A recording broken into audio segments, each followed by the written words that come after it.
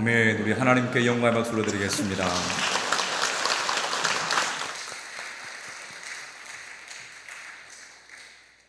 네, 우리 상도교회 모든 믿음의 식구들이 하나님이 기뻐하시는 이 생명이 중심이 되는 삶을 살아가시기를 간절히 소망합니다. 이 시간 생명이 중심이 되는 삶이라는 제목으로 함께 은혜를 나누고자 합니다. 몇 해 전에 큰 사랑을 받았던 이 드라마 중에 이 슬기로운 의사생활이라는 드라마가 있습니다. 아마 이 보신 분도 계실 것이고 못 보신 분도 있으실 텐데요. 이 드라마의 전반적인 배경은 이 대학 병원에서 일어나는 이 의사들의 이야기입니다. 이 대부분의 의학 드라마는 이 권력과 비리, 청탁, 경쟁, 치열함, 성공과 실패, 그런 이야기가 대부분이거나 또는 이 뛰어난 능력을 가진 한 개인의 삶을 그리고 있는데, 이 드라마는 그러한 내용이 없었습니다. 오히려 이 평범한 의사들이 이 환자를 깊이 생각하는 그 마음이 그려져 있고, 낙심하고 실망하는 환자들의 그 마음을 위로해주고 헤아려주는 그러한 모습이 담겨 있습니다. 의사들과의 관계에서도 경쟁하고 치열하고 서로 이 짓밟는 모습이 아니라 양보하고 이해하고 서로 힘이 되어주는 이 따뜻한 우정을 이 드라마에서는 보여주고 있습니다.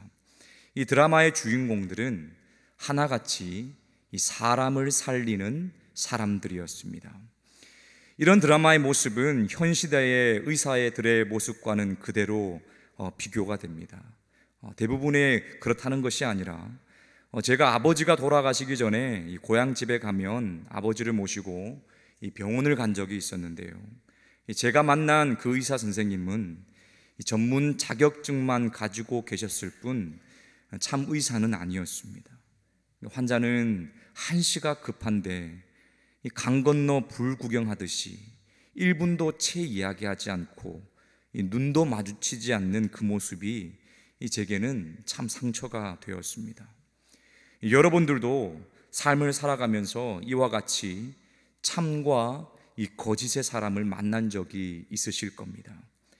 양의 탈을 쓴 늑대와 같은 사람들도 만났을 것이고, 반대로 이 기대하지 않았는데 깊고 따뜻한 마음에 큰 감동과 사랑을 경험한 적도 아마 있으실 겁니다. 그렇기 때문에 우리는 어디를 가든지 참과 거짓을 구별할 수 있는 지혜가 필요합니다. 누구를 만나든지 내게 복된 사람과 내 영혼을 상하게 하는 사람을 가릴 수 있어야 한다라는 겁니다. 무엇보다 저와 여러분이 먼저 거짓된 사람이 아니라 이 진실된 사람이 되어야 하고, 사람의 영혼을 해하는 사람이 아니라 영혼을 살리는 사람이 되어야 할 것입니다. 바라는 것은 우리 상도교의 모든 믿음의 성도들이 진실된 삶으로 영혼을 살리는 주의 자녀들이 되시기를 간절히 소망합니다. 오늘 본문의 말씀은 우리가 잘 알고 있는 이 솔로몬 재판에 대한 이야기입니다. 이 본문의 내용을 간략히 설명드리면 이렇습니다. 이 솔로몬이 하나님 앞에 일천 번제를 드리고 기브온에서 꿈을 꾸게 됩니다. 그 꿈에 하나님께서 솔로몬에게 나타나 이렇게 말씀하십니다. 내가 너에게 무엇을 해줄까? 하나님께서 솔로몬에게 백지수표를 내미신 겁니다. 뭐든지 말하라는 것이죠. 하나님께서 솔로몬의 삶의 모습이 얼마나 기쁘셨으면 이렇게 말씀하셨겠습니까? 그때 솔로몬은 그 무엇보다 백성의 마음을 들을 수 있는 듣는 마음을 주사 선악을 분별하게 해달라고 하나님 앞에 구했습니다. 그러니 그 요청에 하나님께서 이렇게 말씀하십니다. 열왕기상 3장 12절 말씀에 내가 내 말대로 하여 내게 지혜롭고 총명한 마음을 주노니 내 앞에서도 너와 같은 자가 없었거리와 내 뒤에도 너와 같은 자가 일어남이 없으리라. 아멘. 하나님은 솔로몬에게 지혜롭고 총명한 마음을 주셨는데, 이 지혜로 말미암아 이전에도 이후에도 너와 같은 자가 없을 것이다. 이렇게 말씀하셨습니다. 여기서 나타나는 지혜와 총명은 이 원어적으로 많은 것을 포함하고 있습니다. 여기서 지혜는 이성적으로 명철함을 뜻하기도 하고 인생의 경험으로만 얻을 수 있는 지혜를 말하기도 하고 사물의 이치를 깨닫는 것이기도 하고 탁월함과 뛰어난 지능을 말하기도 합니다. 한마디로 세상에서 지혜라고 여기는 지혜는 다 끌어서 압축해 놓은 것이 하나님께서 솔로몬에게 주신 지혜라는 것입니다. 그렇다면 여러분, 이러한 지혜는 누가 가지고 계시는 겁니까? 오직 하나님께만 있습니다. 이 말은 지금 하나님께서는 솔로몬에게 하나님의 지혜, 하나님의 마음을 부어주셨다라는 말입니다. 그 일 후에 오늘 본문 16절에 이렇게 시작합니다. 그때에, 그렇게 하나님의 지혜와 총명한 마음을 받은 그때에 두 여자가 찾아옵니다.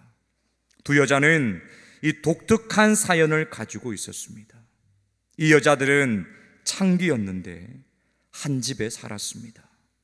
게다가 둘 다 아이를 낳았는데 아이의 생일이 3일밖에 차이가 나지 않습니다. 그렇게 여자 둘과 아이 둘이 한 집에 살고 있는 겁니다.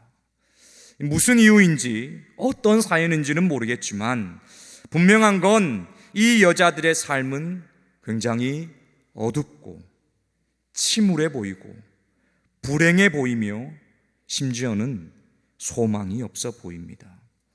이 장면을 영화로 연출을 한다고 여러분 한번 생각해 보십시오. 빛이 겨우 들어오는 그 좁은 방에 냄새가 나고 파리가 날리는 그 소리만 들리는 그곳에서 서로 곁눈질로 눈치를 보는 여인들의 그 모습이 그려지지 않습니까? 그런데 이들 사이에 문제가 생겼습니다. 한 여자가 자신의 아이가 죽게 되자 옆에 있는 살아있는 아이와 자신의 죽은 아이를 바꾼 것입니다. 여러분, 이후 어떤 상황이 일어났는지 우리는 상상할 수 있습니다. 이 두 여자는 창기, 매춘부였습니다. 가진 것이라고는 아이밖에 없는 이 여자들에게 이 아이들은 분명 자신들이 살아가야 할 유일한 소망이었을 겁니다. 그러니 이들은 살아있는 아이가 자신의 아이라고 목숨 걸고 싸웠지 않겠습니까?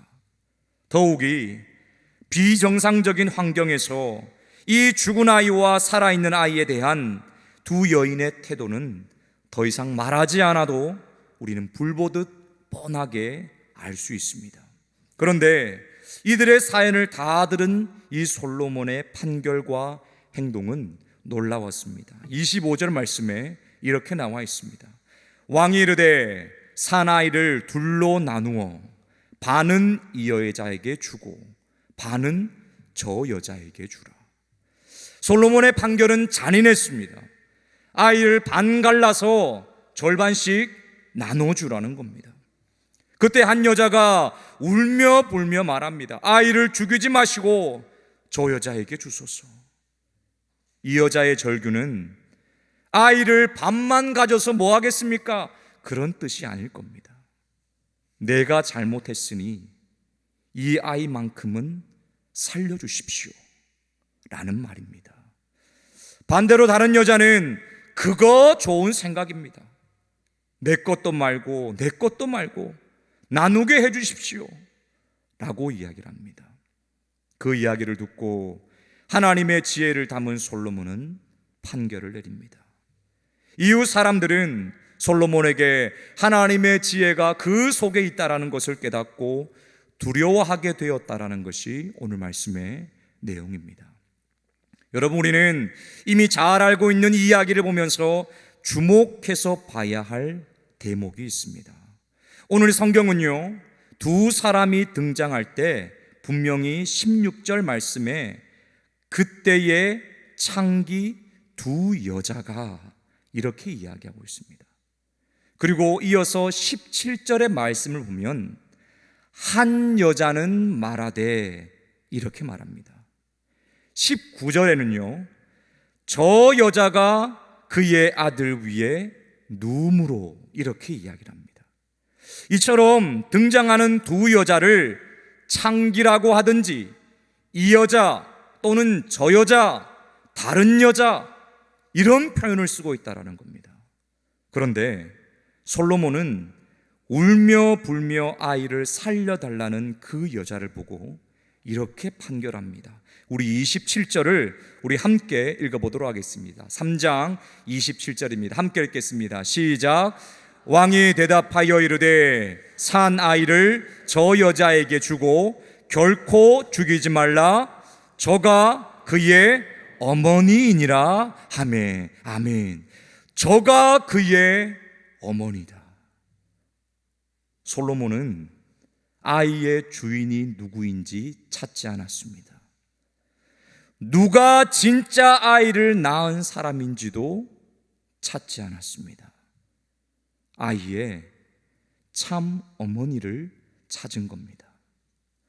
소망이라고는 이 아이밖에 없는 여자가, 살아가는 유일한 소망과 힘이 이 아이에게서 얻는 사람인데, 아이를 살리기 위해 모든 것을 버린 그 마음이 어머니의 마음이라는 겁니다. 그러한 마음으로만 아이를 키울 수 있고 절망 가운데서도 생명을 살릴 수 있다는 것을 솔로몬은 알고 있었던 것입니다. 솔로몬은 마음을 다하고 생명을 다해 아이를 살릴 수 있는 참 어머니를 찾았던 것입니다. 성도 여러분, 솔로몬 재판 이야기에는 하나님이 솔로몬에게 주신 이 지혜의 핵심 포인트가 있습니다. 하나님께서 솔로몬에게 주신 그 지혜의 중심에는 바로 생명이 있었다라는 것입니다. 내 욕심을 채우는 것이 아니라 누군가의 생명을 살리는 것, 이것이 바로 진짜라는 것이고, 생명을 죽이는 것은 가짜라는 것입니다. 여러분, 그렇습니다. 하나님이 창조하신 진짜는 늘 그 가운데 생명이 살아납니다. 반대로 우리를 속이는 가짜는 생명이 살아나지 못할 뿐만 아니라 생명이 점점 죽어갑니다. 하나님께서 솔로몬에게 주신 지혜의 기준은 어디에서 생명이 살아나고 있느냐, 어디에 생명이 죽어가고 있느냐, 그것을 보고 판단하는 것입니다. 이러한 하나님의 지혜는요, 예수님의 사역에도 그대로 나타납니다. 우리 예수님은 늘 생명이 살아나는 쪽을 선택하셨고, 그것으로 이스라엘 백성들의 진짜와 가짜를 구분하였습니다. 마태복음 12장에는 예수님께서 안식일에 손 마른 자를 고치는 장면이 나옵니다. 사람들이 안식일에 병자를 고친 예수님을 고발했습니다. 그럼에도 예수님께서는 손 마른 자를 고쳐주셨습니다. 이유는 생명이 살아나는 것이 안식일의 진짜 모습이기 때문입니다. 반대로 예루살렘 성전으로 갔을 때를 한번 생각해 보십시오. 성전에는 사람들로 붐볐습니다. 동전을 바꾸는 자, 물건을 파는 자, 성전이 사람들로 북적북적했습니다. 그런데 예수님은 그곳을 강도의 소굴이라고 하였습니다. 사람들은 붐빌 줄 몰라도 예수님께서는 그곳에서 영혼이 살아나고 생명이 살아나는 그 모습을 찾지 못하였기 때문입니다. 오직 하나님의 성전은 기도하는 집이 될 때 그곳에 생명이 살아나고 그것이 참 예배하는 자리임을 말씀하셨던 것입니다. 여러분, 이 생명이요, 꼭 사람에게만 혹은 이 물리적인 것만 말하지 않습니다. 언제부턴가 이 한국교회가 계속해서 세상 사람들의 도마 위에 오르고 있습니다. 여러분, 이유가 무엇이라고 생각합니까? 그들이 생각하기에 교회가 점점 가짜처럼 보이기 때문에 그렇습니다. 교회도 세상과 별반 차이가 없다고 느껴지기 때문에 그렇습니다. 교회에 와도 보이는 것이, 느껴지는 것이 생명이 살아남을 느끼지 못하기 때문입니다. 아무리 교회를 다녀도 내 마음이 다시 회복이 되고 살아남을 느끼지 못하기 때문에 그렇습니다. 지난 10월 13일부터 15일까지 이 선교위원회에서 주관하는 제주 신앙순례를 은혜 가운데 잘 마치고 돌아왔습니다. 가기 전에 이 비 소식이 있어서 담임 목사님과 이 기도 릴레이도 했지만 걱정 릴레이도 했습니다. 이 10월 달이 되면서 매일 확인하는 것이 제주도의 날씨였습니다. 그런데 하나님께서 그런 걱정을 다 물러가게 하셨고 다니기 딱 좋은 날씨와 해를 주셔서 너무 감사하고 귀한 시간이었습니다. 그렇다면 여러분, 제주 신앙순례를 왜 기획하고 진행하였을까요? 성도님들과 한번 나들이 다녀오기 위해서 그렇게 했을까요? 그렇지 않습니다. 교회 어려움으로 성도들이 서로 깊이 대화할 수 없었고 교제할 수 없었던 그 관계를 다시 살리기 위해서입니다. 더 나아가서 제주 초기 신앙 공동체를 통해서 우리의 신앙을 깨우치고 영혼이 살아남을 우리가 듣고 깨닫고 배우기 위해서입니다. 오늘 이 자리에 제주 신앙순례를 다녀왔던 팀들이 함께 참여했는데요, 우리가 순례하는 동안에 서로에게 이런 인사를 하고 약속을 했습니다.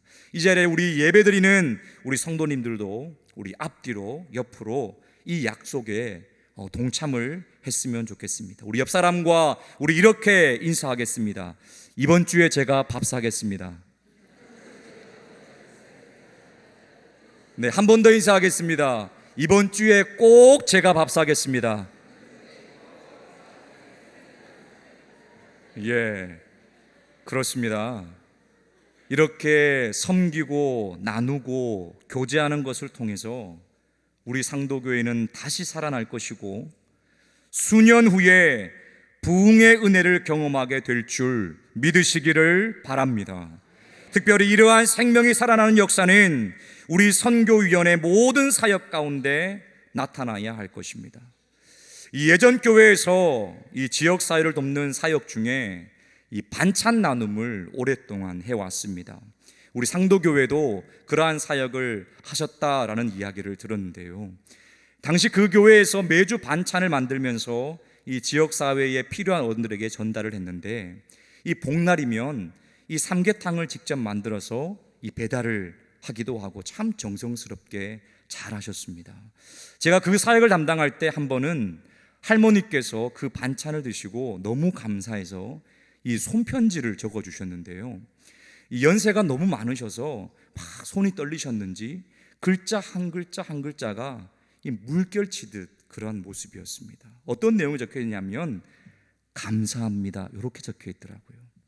그렇게 한 1년이라는 시간이 지났던 것 같습니다. 그분의 한 아드님이 이 교회에 오셨는데 이 어머니가 얼마 전에 이 돌아가셨다고 하시면서 이제 반찬을 보내주지 않으셔도 된다 이렇게 이야기를 하셨습니다. 그러면서 어머니가 꼭 교회에 전해달라고 이렇게 손편지를 다시 저에게 전해주는 겁니다. 그 편지의 내용은요, 그 떨리는 손으로 이렇게 적혀 있었습니다. 감사합니다. 고맙습니다. 덕분에 한 끼 맛있게 잘 먹었습니다. 그 편지를 전해주고는 그 아드님이 그동안 감사했다고 인사를 꾸벅 하시고 가셨습니다. 여러분, 교회의 이러한 모습이 한 생명이 살아나는 것이지 않겠습니까? 이러한 생명 살림은 선교 사역뿐만 아니라 예배와 교육, 봉사, 교회 곳곳에서 일어나야 됩니다. 예배를 드릴 때에는 사람의 눈과 귀를 즐겁게 하는 것이 아니라 한 영혼이 살아나는 예배가 되기 위해 우리는 마음을 다해야 할 것입니다.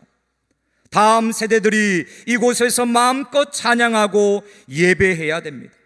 세상에서 힘들고 상처받았던 어린 마음들이 교회에 와서 선생님들과 전도사님, 목사님에게 위로받는 영혼의 숨통이 트이는 곳이 되어야 할 것입니다. 우리 상도교회는 성도들의 서로 교제하고 기뻐함을 통해 마음이 회복되는 은혜가 있어야 합니다. 하나님께서는 이것을 위해 우리 상도교회를 세우셨고 생명을 살리는 데 힘쓰라고 우리를 목사로, 장로로, 권사로, 집사로, 각 위원회 담당자로 세우셨음을 꼭 기억하시기를 바랍니다.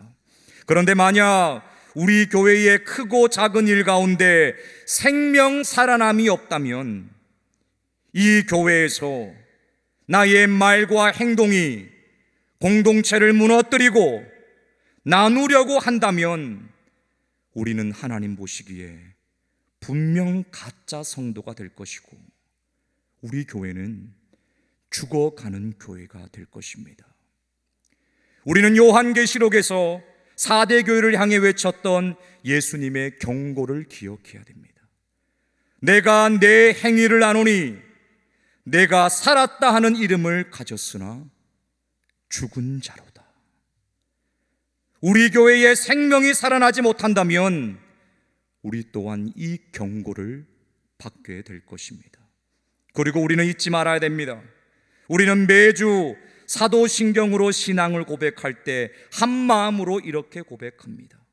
거기로부터 살아있는 자와 죽은 자를 심판하러 오십니다.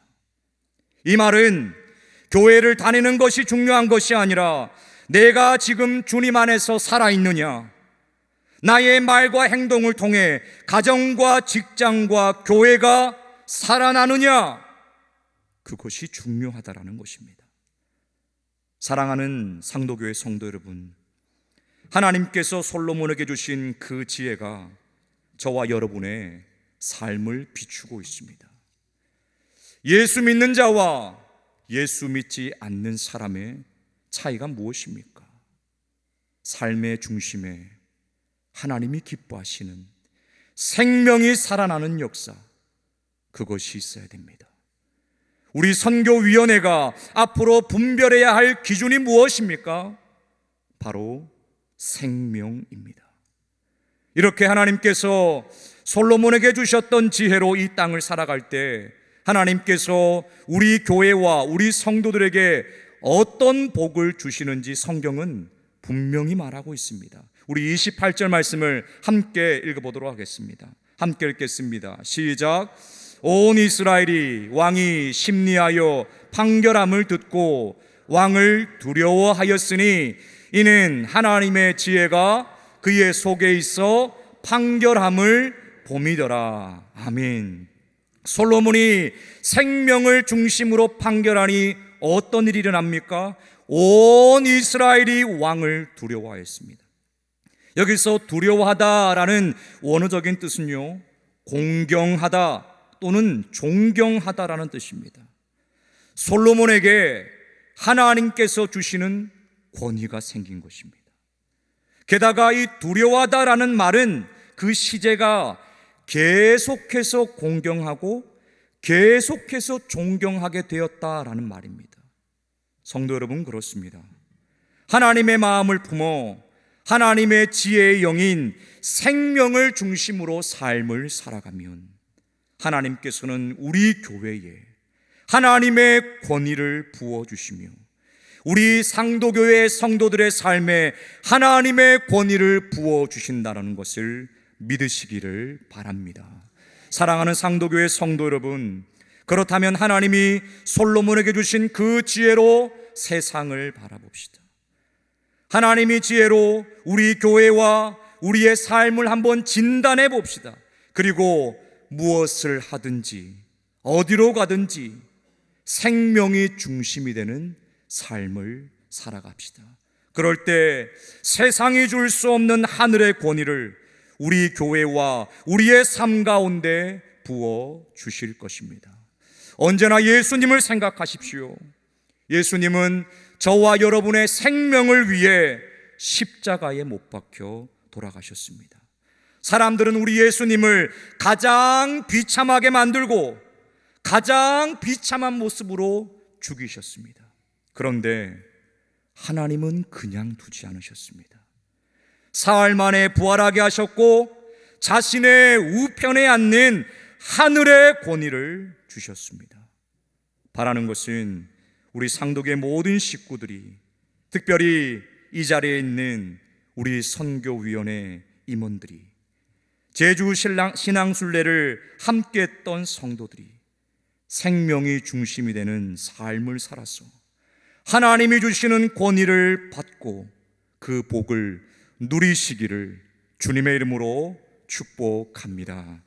특별히 이 시간 우리 소리내어서 우리 함께 기도하는 시간을 갖도록 하겠습니다. 기도하실 때 우리 이렇게 기도하겠습니다. 하나님, 우리의 삶이 생명을 살리는데 중심이 되는 삶이 되게 해주십시오.